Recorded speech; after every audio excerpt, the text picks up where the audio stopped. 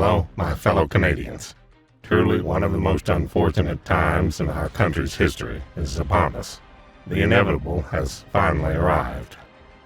Canadians are under attack, and it's coming from within. So feel free to gather up your friends and family, get comfortable, and let's have a much-needed chat. But before we get started, I must warn you that the message you are about to hear involves corruption, betrayal, and deception, which under no circumstances should be heard by anyone with a heart condition or anyone that gets easily upset. We belong to a system that has worked for the 1% who keep taking and taking, a corrupt government that is not held accountable, politicians that constantly spread broken promises, and a future that will have dire consequences for each and every Canadian if nothing is done. The hard truth is, our once great country is currently in crisis mode with no end in sight. I can no longer pretend that everything is okay, and neither should you, because it is not. Every day, more and more Canadians are struggling, while the government continues to waste our tax dollars on everyone else but us. See, the system has never benefited any one of us. Our government is in turmoil, and our politicians, well, I will let you be the judge of them. The enemy to the people resides in Ottawa on Parliament Hill. Today we are being presented with a very important choice: remain or evolve. If we choose to remain, we will be presented with the same challenges, the same struggles, and the same broken system until it's too late. If and only if we choose to evolve will we have a real choice, a true vote that counts. Only then will we preserve our values, our freedom, and our country. And at the end of the day, we all want the same thing, and that's to take care of our backyard, and Canadians first. As long as the government has control of what we hear in our news and on social media, they will rule us.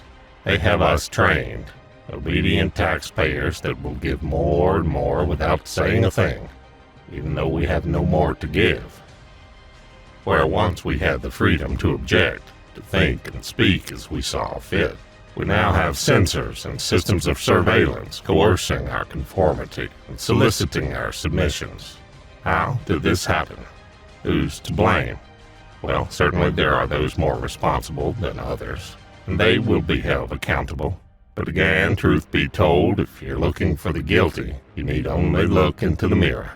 I know why you do it, for I do the same. Society has us programmed to retreat into the fastest and easiest routes, even though it may not be the best choice or outcome. This will not be any simple task. Who would think so? The task will require time that none of us have, money with which many of us are struggling. But when the government no longer serves the people, it's the duty of the people to replace it. I can tell you that going back and forth from the Liberals to the Conservatives every 4 years means we will remain and never evolve. They have pushed each and every one of us to the brink. Today, I encourage you to end the silence. It's time to remind Canadians of what we have forgotten and who we are. So, if you're seeing nothing, if the crimes and betrayal of this government and politicians are allowed to remain, I would suggest that you let the upcoming elections pass without doing a thing. But if you see what I see, if you feel as I feel, and if you would seek as I seek, then I ask you to stand beside me and support the Canadian Revolution. I have great hope for Canada, but it comes not from our current options in October. No, my hope comes from you. Each of us must put our differences aside and unite now. We must make the right choice now. We will meet this challenge with courage, love, peace, and respect, the true Canadian way. And like always, we the people will prevail. I now leave the choice up to you. What will you choose?